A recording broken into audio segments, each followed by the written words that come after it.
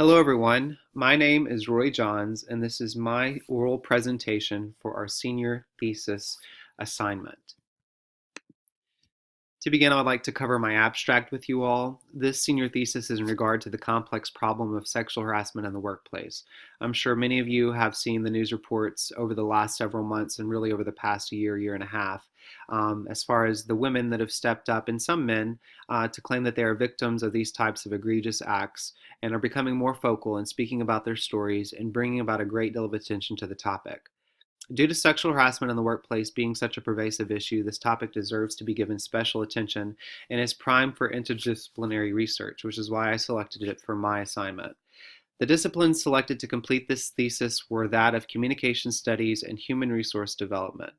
Conclusions were drawn from the selected scholarly articles that were researched throughout this assignment that produced the new holistic understanding that sexual harassment training should be modified to meet the needs of people across differing sexes, races, linguistic backgrounds, and positions of power.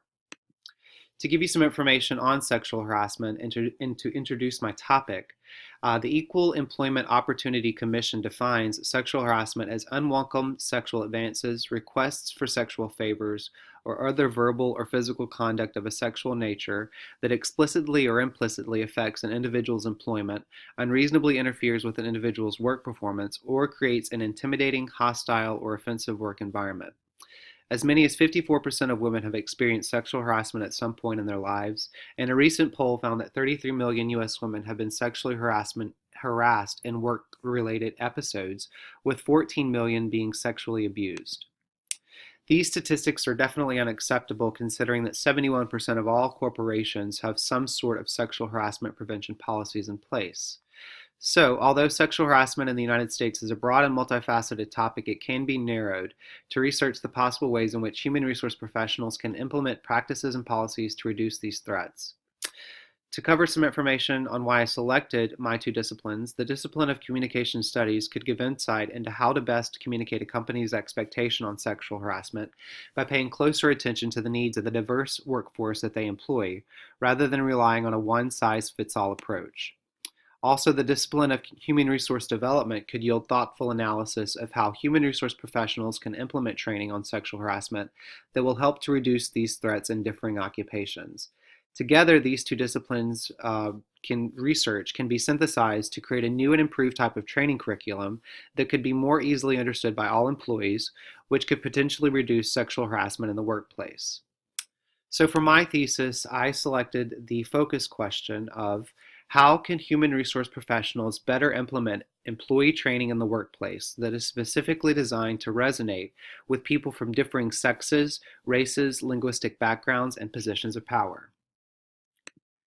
To give you all some more information and to give an overview of my selected disciplines, to begin, I'd like to tell you a little bit about communication studies.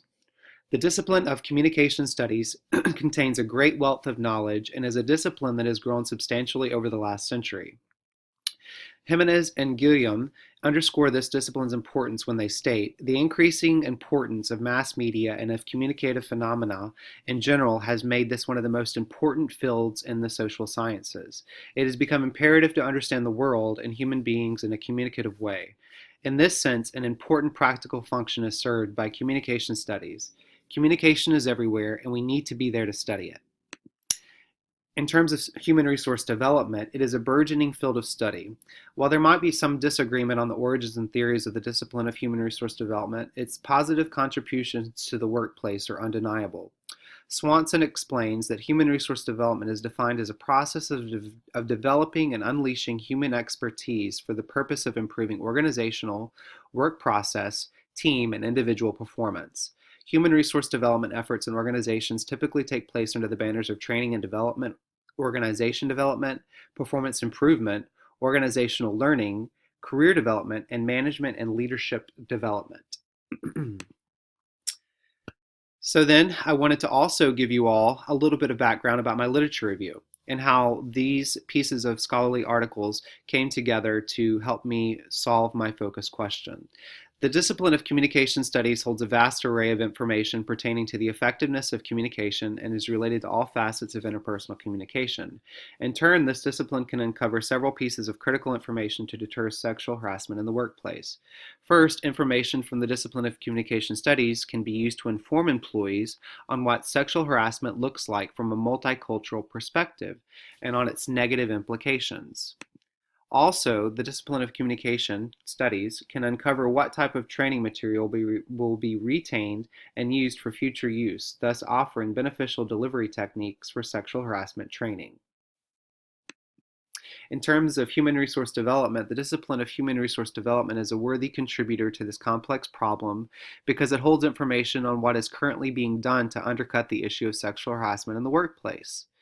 Based on a review of the Equal Employment Opportunity Commission guidelines for sexual harassment training, Becton, Gilstrap, and Forsyth recommend the following anti-harassment program. It's a 7-step program that they feel can be used across multiple occupations and can be a one-size-fits-all approach. Also, the discipline of human resource development can help to answer the question of what pieces of training have been found to be ineffective so that sexual harassment training guidelines can be altered in order to become more likely to lessen or alleviate the issue. As far as the information from the study of Bingham and Schur, they found that male participants are less likely than other groups to perceive coercive sexual harassment and less willing to report sexual harassment and more likely to blame the victim. Next in my thesis, I had to go through and identify the conflicts found between the insights or theories and their sources. The conflicts found between the disciplines of communication studies and human resource development were faint but nonetheless present. The main point of contention found between these two disciplines was in regards to their epistemological assumptions. Both of the disciplines of communication studies and human resource development view the complex problem of sexual harassment in the workplace from different lenses, which skews the way in which they communicate their findings on the topic. For example, communication studies ask the questions of why and who, and human resource development predominantly asks the questions of how and what in regards to this complex problem. Also, there was an internal conflict in the discipline of human resource development of how to best administer adequate training on the topic of sexual harassment. For example, Becton, Gilstrap, and Forsyth supported a regimented universal form of anti-harassment training that could be used across multiple types of harassment.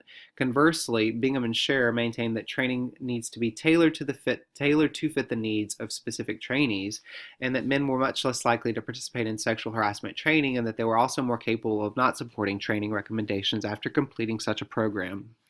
Overall, differing epistemological assumptions between communication studies and human resource development, and the difference noted between the opposing views of training methods and the discipline of human resource development, were the main points of contention and the insights of the sources for this thesis.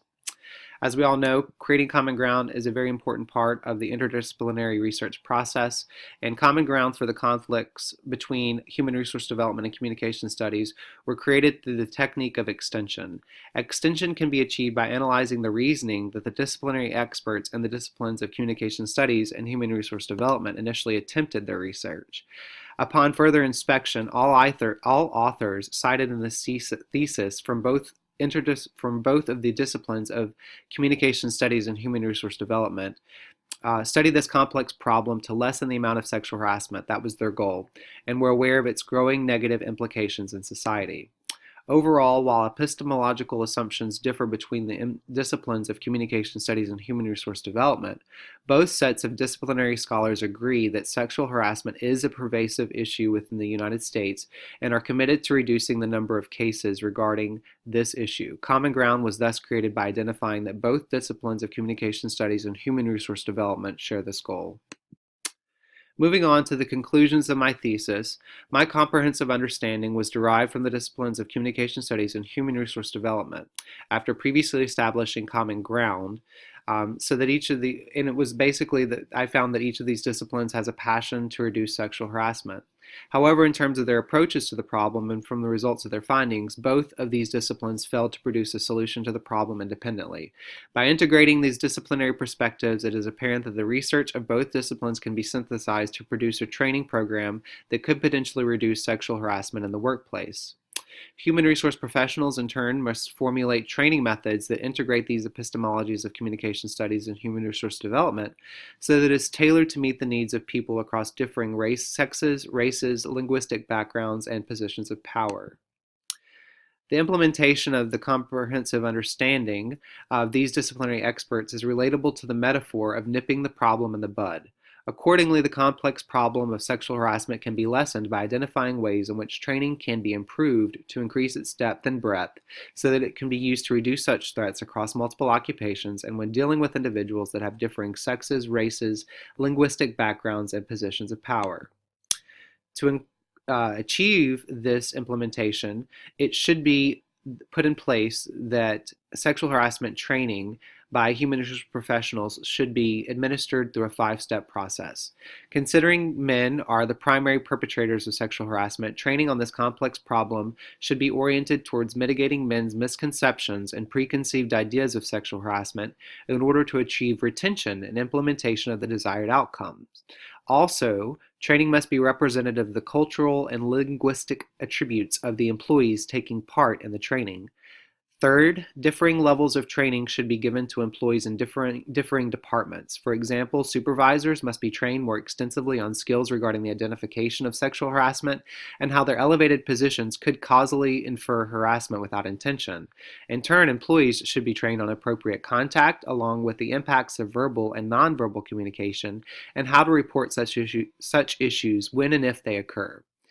Fourth, training on sexual harassment should be administered at new employee orientations and must be continuous throughout employment.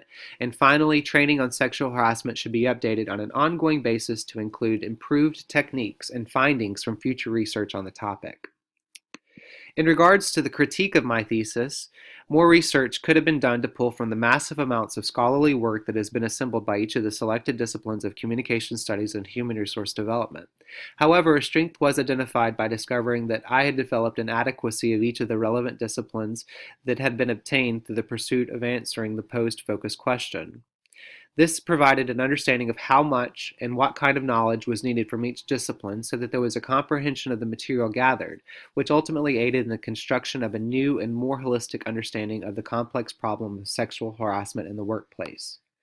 Suggestions for future research should be that considering that sexual harassment occurs in the workplace so frequently, and because it has so many different manifestations and encompasses such a vast number of employees in the United States, the suggestion is made that further research must be done on this topic in order to provide more clarity. Also, researchers must remain aware that this type of complex problem is evolving and will continue to develop and change as the United States becomes more and more diverse.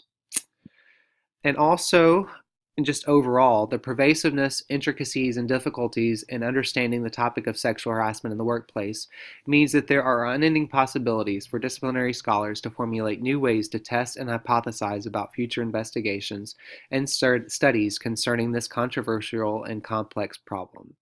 Overall, I enjoyed completing this thesis, and I hope you guys learned a little more about sexual harassment in the workplace and ways in which human resource professionals can work to reduce or eliminate this type of problem by enhancing their training formats. Thank you all for listening, and I hope you have a great day.